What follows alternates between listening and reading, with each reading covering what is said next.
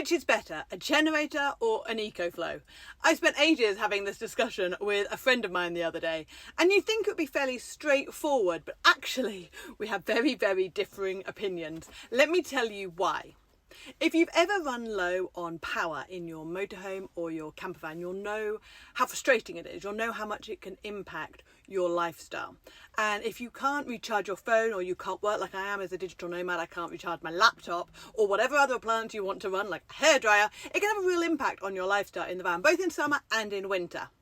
Many people think that a generator is the best and even the only solution. I know that we did when we first got our van several years ago, and we knew that we wanted to go off and have epic adventures and go off wild camping or staying off grid.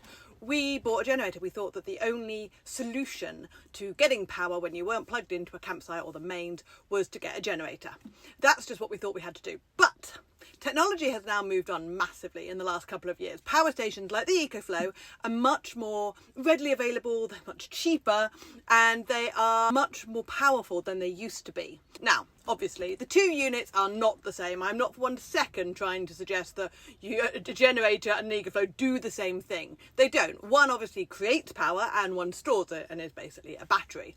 But for van life, which is better? If you are just, like me, a normal motorhomer, which one is better value for your money? That's what I'm going to share with you in this video, and stick around to the end because I'm going to share 3 top tips to make sure that your batteries stay healthy during this winter.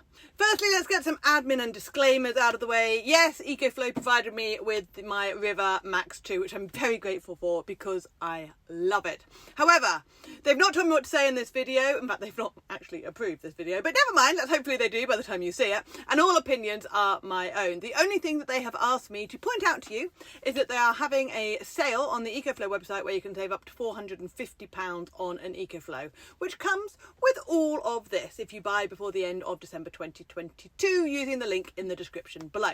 So have a watch of this video, decide which type of system, a generator or an Ecoflow, is better for you, and if you want to treat yourself, then before the end of December is the best time to do it so you can save some money. Right, let's dive into the pros and cons.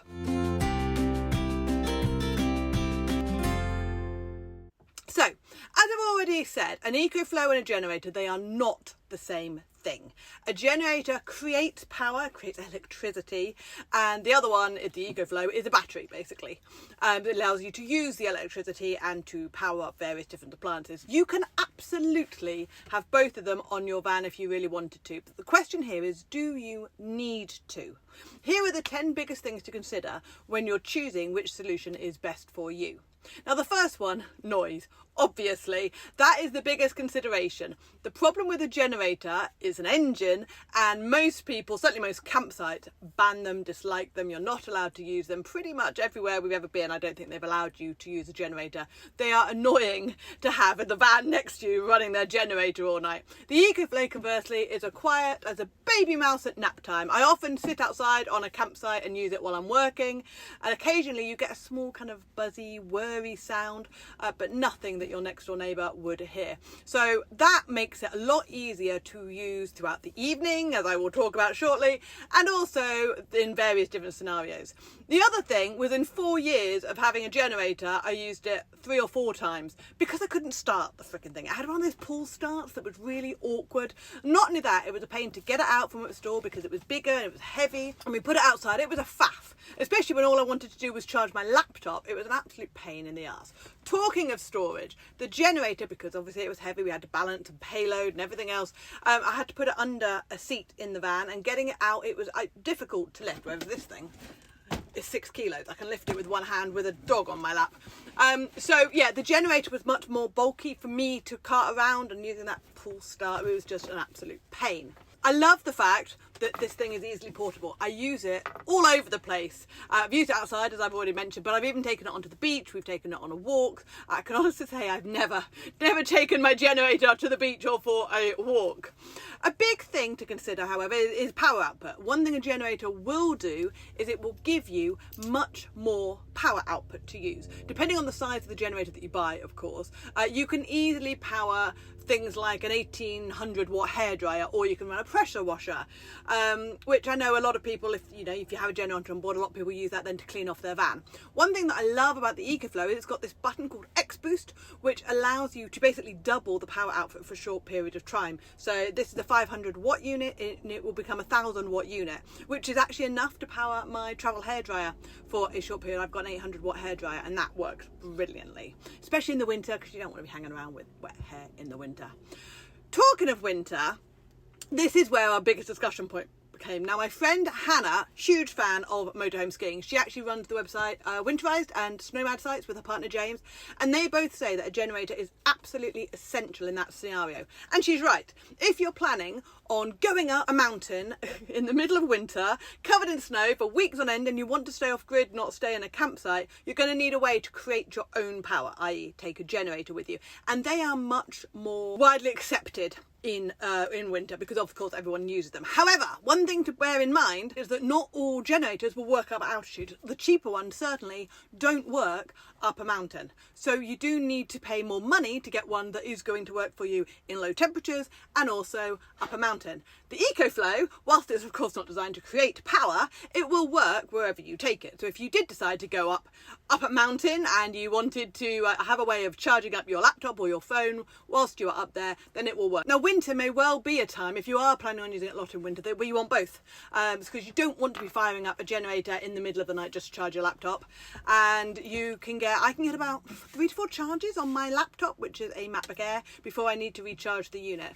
I can also recharge overnight if I want to, which another thing I love about my Ecoflow is that it will power my electric blanket all night, even when I'm off grid. If you followed me for a long time, you might remember that I took a small camper van around Norfolk in March, and it snowed, and it was like -2. There was no heating in the van. It was so cold, and I wasn't entirely sure what to do. But then the Ecoflow powered my electric blanket all night. I mean, the rest of the van was freezing, but that blanket, oh my goodness, it was magical. I certainly could not have run a generator all night to charge that up. Now, one of the other biggest considerations is fuel. One thing that you need to do if you have a generator on board is obviously carry fuel for it to top it up and make sure that it can continue to work. Of course, you don't need to do that with something like an Ecoflow.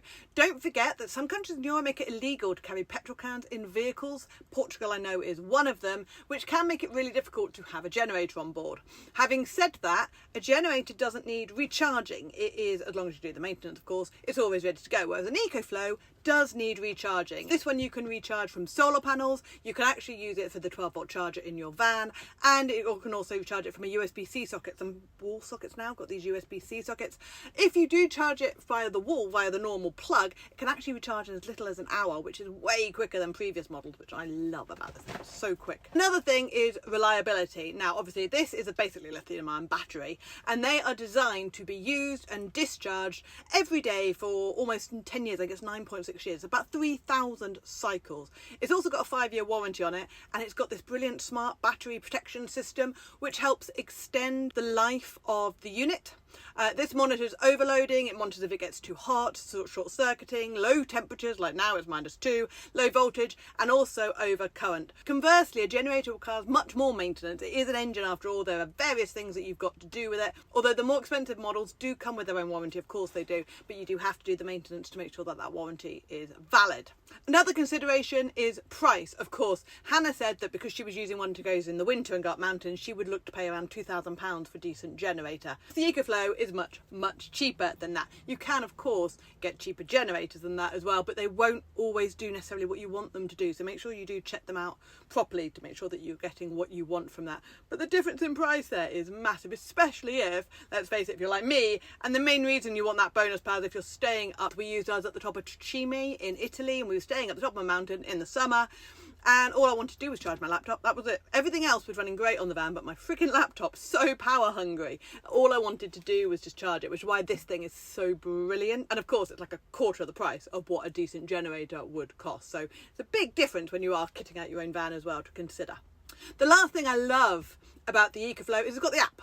I don't know how many generators come with an app. I'm sure perhaps some do, but The Ecoflow app is fantastic. You can see the power, you can see how much it's charging, you can see what it's drawing, and you can also use the app to get the X boost, that boost button, to get more power out of it for a short period of time. And it's just a really, really useful way of monitoring the unit and making sure that it's all running smoothly.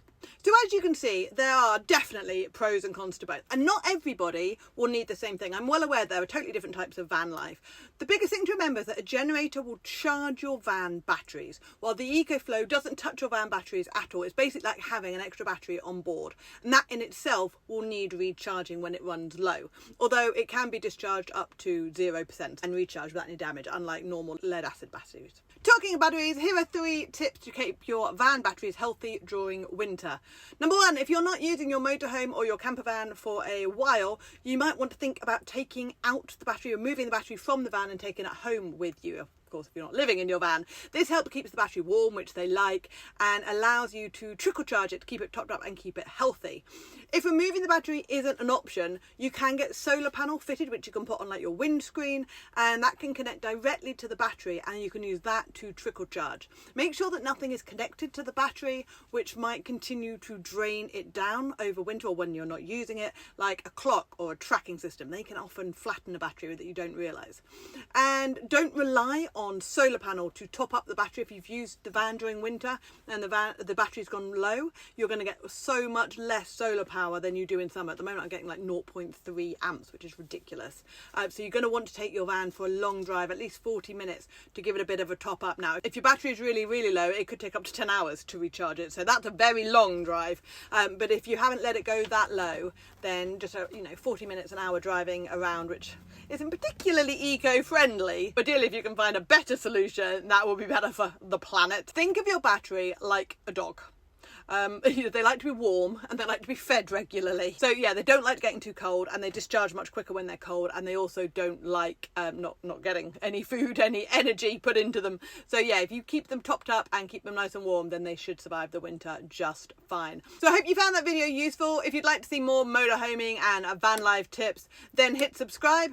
And if you are interested in staying off grid in your van, learning more about wild camping, this is a great video for you to watch next. Thank you to Ecoflow for sponsoring this video. And if you would like to get one and save yourself some money, then head to the link in the description. Thank you for your time, and I'll see you on the next one. Bye.